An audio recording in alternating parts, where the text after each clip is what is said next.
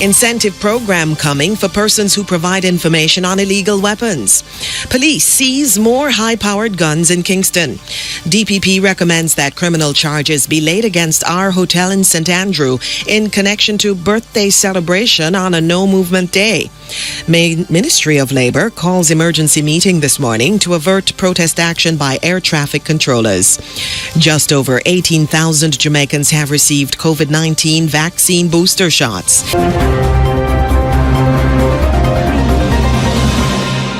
Plans have been announced to start providing incentives to persons who provide information, which leads to the recovery of illegal weapons. A statement last night from the Office of the Prime Minister said a national incentivized campaign to find illegal weapons is to be launched. The matter was discussed at Friday's meeting of the National Security Council. The Council agreed on the development of a national campaign against illegal guns and gangs. The campaign will be across all media platforms and target young men. The Office of the Prime Minister says the objective of the campaign will be to educate the population on the dangers of illegal guns and dissuade persons from dealing, trafficking, procuring, possessing and using illegal guns. It was agreed that significant incentives would be provided to the public to share information leading to the recovery of illegal weapons. In addition, there will be a significant public education component on the new Firearms Act and the penalties that will be applied to persons involved with illegal weapons. The police have made another firearm and ammunition find in Kingston. An AR-15 rifle, a submachine gun, and 45 rounds of assorted ammunition were seized during operations in Dunkirk yesterday. The operations by the Kingston East Police were still in progress late yesterday afternoon. 11 illegal firearms have been seized in the division in recent weeks.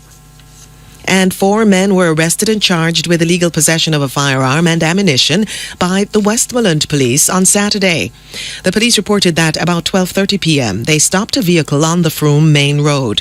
A 9mm pistol and a magazine containing 4 rounds were reportedly found inside the vehicle. The 4 men who were passengers were taken into custody. Development economist Chris Stokes says he still believes the crime situation in Jamaica can be turned around. Last week, it was reported that murders were up 15.5%, with 112 people killed in the first 23 days of the year.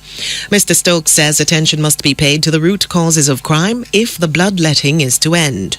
We also know, because we have seen, that situations like this can be reversed. In Colombia, my second home city of Medellin, we have seen it reversed. Yes to all of what you have said about the guns and all of this. But stop and think, what is it in our culture that would allow one of our children to take up a gun and point it at another one of our children and kill him or her? So the gun is there, but what is going wrong in our communities, in our schools, in our families? And I think over the long run, that is where we need to pay some attention.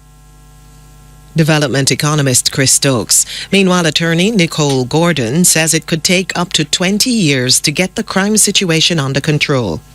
If we look at the matter of how do we solve crime, not just fight it, how do we solve the issue that it's going to take 15 years, 20 years, that in 15 or 20 years, we can see the results of these social interventions. How do we fix the schools?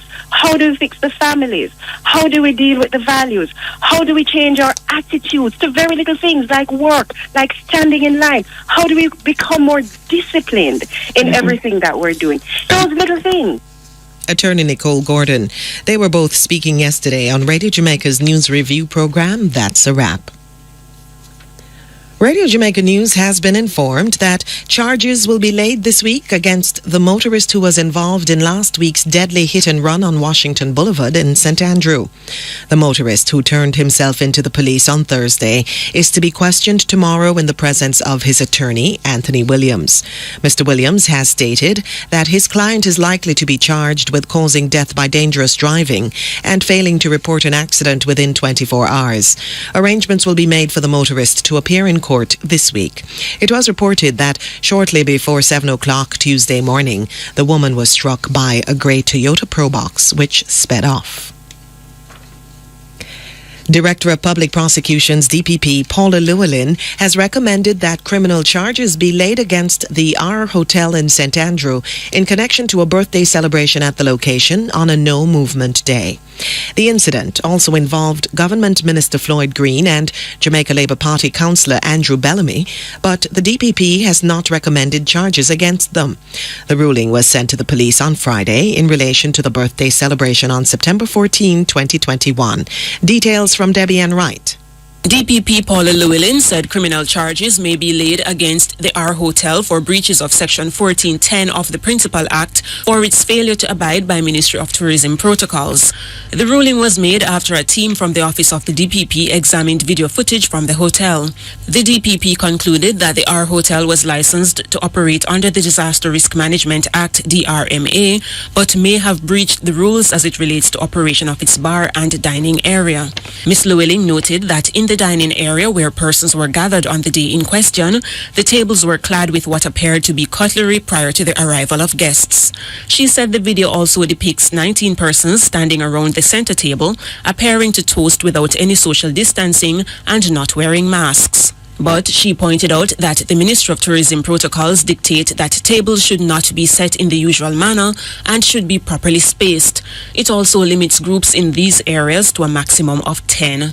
The DPP said it was her view that the R Hotel and its management are responsible for ensuring that the Ministry of Tourism protocols are enforced, and therefore where such protocols are breached on their property, they would be liable for sanctions under the DRMA. She explained that it was now up to the police to decide whether to initiate prosecutions if they believe it is appropriate to do so based on the viability of the case. A breach of Section 1410 of the DRMA attracts a maximum penalty of $1 million. Debbie Ann Wright reporting for Radio Jamaica News. Thank you, Debbie Ann. In the meantime, the DPP has explained her decision not to recommend charges against Mr. Green and others identified in the footage. The DPP notes that Mr. Green and Councillor Andrew Bellamy could not be prosecuted because they were exempt from the no-movement protocols given their government roles. She also said National Solid Waste Management Authority employee Dave Powell would also be exempt, as the agency's workers also fall into the group of persons allowed to move during the period of restriction. Ms. Llewellyn further stated that she was unable to say whether any of the party attendees had arrived at the hotel on the no-movement day based on the video footage received. It is for this reason that she did not recommend charges against Mr. Green's then advisor, Gabrielle Hilton. The DPP also explained that the absence of masks at the restaurant does not constitute a breach of the laws, as patrons are allowed to remove their masks in such establishments. Just over 18,000 Jamaicans have received COVID-19 vaccine booster shots since the Health Ministry commenced administering the jab 6 weeks ago. The Health Ministry's website puts the figure at 18,446. Since December 13, the ministry has been providing booster doses to Jamaicans over 18 years old. In the meantime, 1,303,648 doses of the COVID vaccine have been administered in Jamaica. That translates to 68.6% of our target population and 48.2% of the general population receiving at least one dose. Now, for persons who are fully vaccinated, we are at 619,700. That's 32.6% of our target population and 22.9% of the general population. With regards to our children, that's 12 years to 18 years, we have administered 168,558 doses.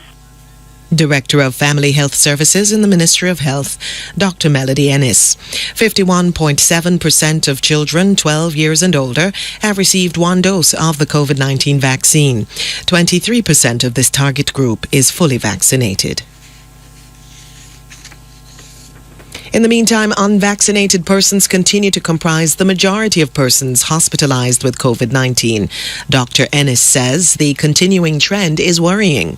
It's not only a concern of the ministry, it should be a concern of all Jamaicans, because we do have vaccines and we know that the vaccines are safe, they are effective, they certainly prevent severe illness. So persons may catch COVID, but the severity of the illness will be much less. Director of Family Health Services in the Health Ministry, Dr. Melody Ennis.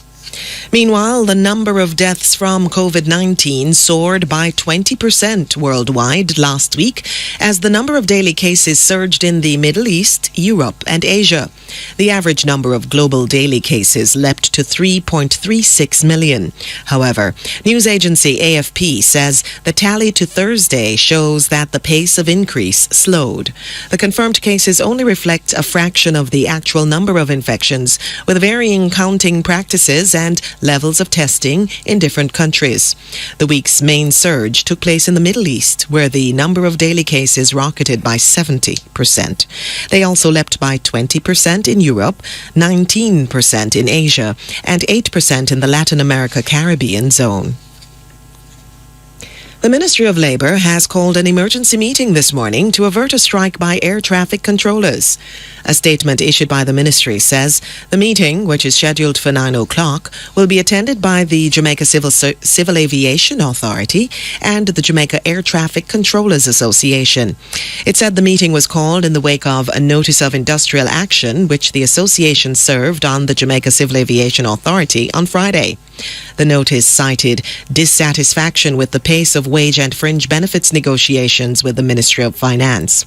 President of the Jamaica Air Traffic Controllers Association, Kurt Solomon, says the members remain restive and today's meeting will determine whether they will proceed to take action. Because essentially we are not getting any answers. I mean, we are asked to stick to our process. We have stuck to the process. So we submitted our wage claim, and for 6 months there has been no response, no parameters given to our employers for us to move forward with that claim. President of the Jamaica Air Traffic Controllers Association, Kurt Solomon. The association says it cannot guarantee normality at the island's international airports. Financial analyst Dennis Chung says Jamaicans should expect more price hikes in coming weeks. In an interview with Radio Jamaica News, Mr. Chung said the outlook is not good because of the lingering global supply chain crisis. The trend is showing that you will have more price increases. The thing about this sort of inflation is that once you get into that spiral, it's very difficult to arrest it. The only thing that can bring it back really is if you have increased supply in the market. So as prices start going up, what hopefully will happen is that you'll have greater competition coming into the market, and when that greater competition happens, then, you will see prices going down as people see more opportunities. Financial analyst Dennis Chung.